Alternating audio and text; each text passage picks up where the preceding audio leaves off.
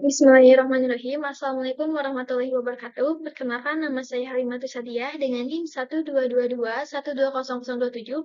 Saya berasal dari program studi Tadis Bahasa Indonesia semester 5 kelas A. Adapun dalam video ini saya akan memaparkan mengenai hasil dari penelitian saya yang berjudul Konsep Pragmatik Analisis Interaksi WhatsApp. Sebelumnya, yang terhormat kepada Bapak dosen pengampu mata kuliah pragmatik yaitu Bapak Ruli Agung Yudiantara MPD dan kepada Bapak Haji Fahri Hamdani, SSM PUM MRes PhD. Nah, yang pertama saya akan menjelaskan mengenai pendahuluan. Dalam pragmatik, suatu ujaran itu biasanya tidak bergantung pada struktur kalimatnya saja, tetapi juga bergantung pada situasi, konteks, maupun maksud dari pembicara. Nah, dalam ilmu pragmatik, percakapan dianalisis melalui beberapa unsur, yaitu yang pertama ada peserta percakapan, yaitu pembicara, orang yang menyampaikan pesan. Yang kedua ada pendengar, yaitu orang yang menerima atau menanggapi pesan. Dan yang ketiga, partisipan lain jika ada itu biasanya terjadi dalam percakapan jika dilakukan secara berkelompok. Nah, yang kedua ada situasi atau konteks. Nah, situasi atau konteks ini terbagi menjadi tiga, yaitu ada konteks fisik. Konteks fisik itu tempat dan waktu selama proses percakapan berlangsung. Yang kedua ada konteks sosial, yaitu hubungan antara peserta percakapan, seperti formalitas atau hierarki. Dan yang ketiga yaitu konteks budaya, seperti nilai atau norma budaya yang biasa mempengaruhi percakapan. Nah, yang ketiga ada tujuan percakapan. Yang pertama untuk memberikan informasi, yang kedua meminta bantuan, yang keempat mengungkapkan pendapat atau perasaan, dan yang terakhir menyelesaikan masalah. Nah, selanjutnya ada aturan dan prinsip percakapan. Aturan dan prinsip percakapan itu ada dua, yaitu ada prinsip kerjasama dan prinsip kesopanan. Nah, yang kelima, jenis percakapan. Tentunya ada dua, yaitu percakapan formal dan percakapan informal. Yang terakhir ada strategi yang digunakan peserta percakapan. Nah, ini tuh ada tiga. Yang pertama, turn taking, giliran bicara, yaitu yang mengatur siapa yang berbicara dan kapan itu berbicara. Yang kedua ada perbaikan, yaitu untuk memperbaiki kesalahan dalam ujaran baik oleh pembicara maupun pendengar. Dan yang ketiga itu ada feedback. Feedback itu respon verbal atau non verbal dari pendengar untuk menunjukkan pemahaman atau perhatian. Nah, selanjutnya tujuan penelitian. Adapun dalam penelitian ini bertujuan untuk mengidentifikasi aspek pragmatik dalam interaksi WhatsApp. Yang kedua, sebagai pengimplementasian dari ilmu atau konsep pragmatik yang telah didapat untuk memahami konteks komunikasi dalam media sosial. Dan yang terakhir, yaitu untuk memberikan kontribusi terhadap studi pragmatik dalam era digital. Nah, ini dalam penelitian ini pengumpulan datanya seperti ini ya yang telah saya paparkan. Saya mencari dari berbagai percakapan di WhatsApp yang pernah saya lakukan. Ini hanya beberapa saja dan sekarang saya akan menjelaskan yang pertama, analisis data percakapan pertama. Kata A, tugas kelompok udah selesai. Aku masih bingung harus ngerjain yang mana. Lalu dijawab oleh pendengar yaitu B. Belum sih, tapi aku udah bikin catatan buat pembagian tugasnya. Ntar aku kirim ya. Nah, dari percakapan tersebut dapat kita analisis. Yang pertama, implikatur. Nah, secara tidak langsung, pihak A meminta klasifikasi terkait tugasnya kepada pihak kelompok kepada pihak B tanpa secara eksplisit langsung mengatakan aku bagian yang mana. Nah, yang kedua, ada deixis. Tugas kelompok mengacu pada tugas tertentu yang memang dipahami oleh kedua belah pihak. Kata yang mana bergantung pada konteks tugas kelompok yang sedang dikerjakan. Kata belum mengacu pada tugas kelompok yang belum selesai. Dan kata aku merujuk pada pembicara, yaitu ada pembicara yang A dan yang B. Dan kata catatan mengacu pada dokumen yang spesifik tentang pembagian tugas. Terakhir, kata entar itu mengindikasikan waktu di masa yang akan datang. Nah, yang ketiga ada praanggapan. Dalam percakapan tersebut, Yang A belum tahu mengenai tugas yang menjadi bagiannya, dan B secara tidak langsung berjanji untuk mengirimkan catatan pembagian tugasnya. Yang keempat ada strategi kesopanan. Nah, ini A menggunakan nada informal karena sesuai dengan konteks pertemanan. Dan B tidak langsung mengabaikan pertanyaan A, tapi dia langsung memberikan solusi dan menunjukkan eh, caranya untuk membantu melalui kata "ntar aku kirim ya". Nah, ini menunjukkan adanya kesopanan positif. Selanjutnya, analisis data percakapan kedua. Nah, dalam kata A, kamu ada waktu luang nggak? Aku butuh seseorang buat wawancara. Nah, kata B, oh iya, aku lagi luang.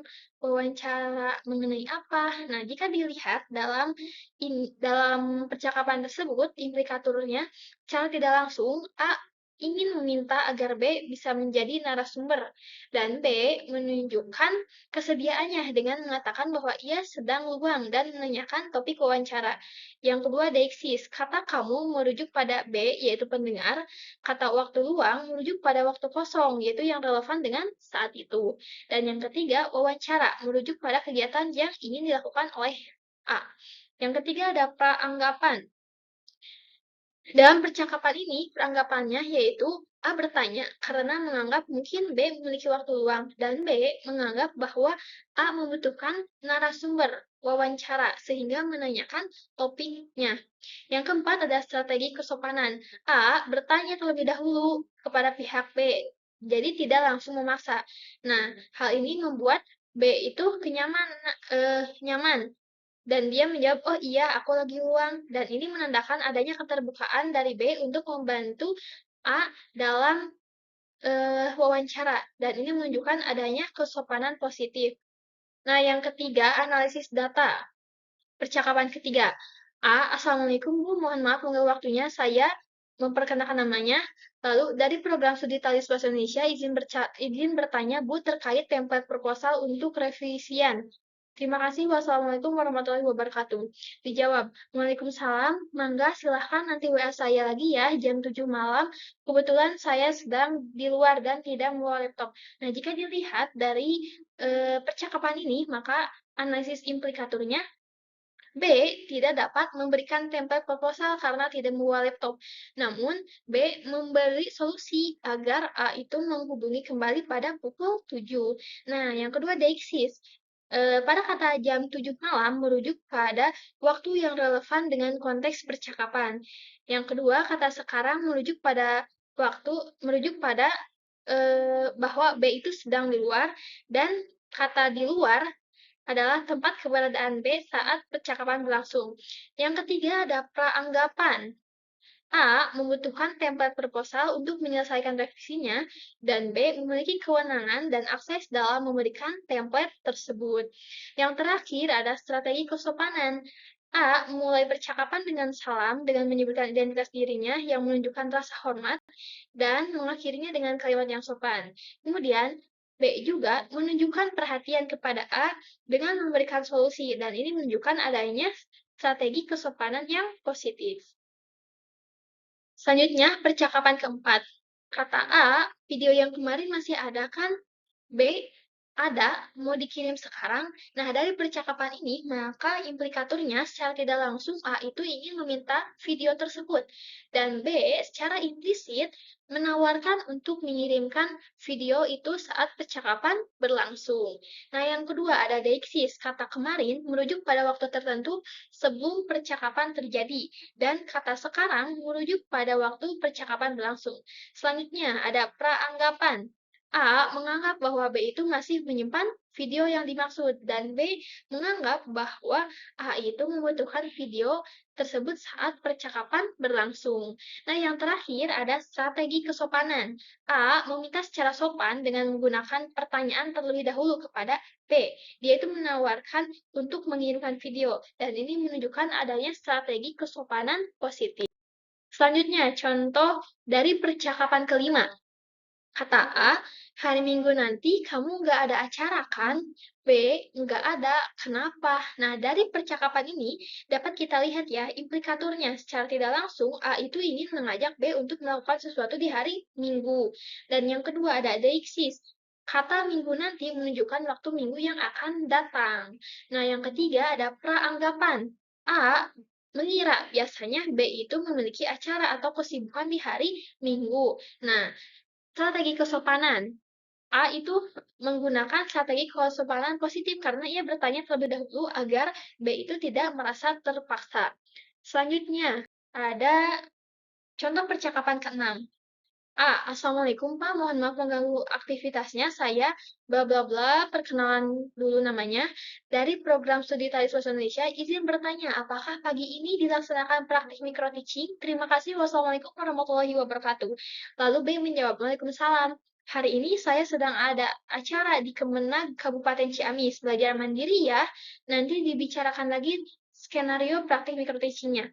Nah, dilihat dari percakapan ini, bahwasanya implikator di sini adalah A ingin mengetahui kepastian terkait jadwal micro-teaching dan B secara tidak langsung mengatakan bahwa praktik micro-teaching di pagi hari itu tidak akan dilaksanakan dan B menginstruksikan agar A dapat belajar mandiri secara sementara. Nah, yang kedua ada deiksis. Dalam kata pagi ini, itu menunjukkan waktu yang spesifik di hari yang sama. Kata hari ini menunjukkan hari percakapan berlangsung, dan Kemenag Kabupaten Ciamis itu merujuk pada tempat acara B berlangsung. Yang ketiga ada peranggapan. Di sini A mengasumsikan bahwa praktik micro-teaching itu seharusnya dilaksanakan pada pagi ini, tetapi B itu mengasumsikan bahwa A dapat belajar mandiri secara alternatif. Yang terakhir ada strategi kesopanan. Di sini A menggunakan frasa izin bertanya itu sebagai bentuk kesopanan untuk meminta informasi. Selain itu, A memberikan salam dan perkenalkan terlebih dahulu. Selain itu, B menyebutkan alasan ketidakhadirannya serta menyampaikan solusi alternatif. Nah, itu merupakan beberapa contoh dari eh, hasil penelitian saya. Kesimpulannya bahwa dari semua percakapan berdasarkan data yang telah saya kumpulkan, itu semuanya mengandung 4, yaitu ada implikator, deiksis, peranggapan, dan eh, strategi kesopanan. Cukup sekian dari saya. Wassalamualaikum warahmatullahi wabarakatuh.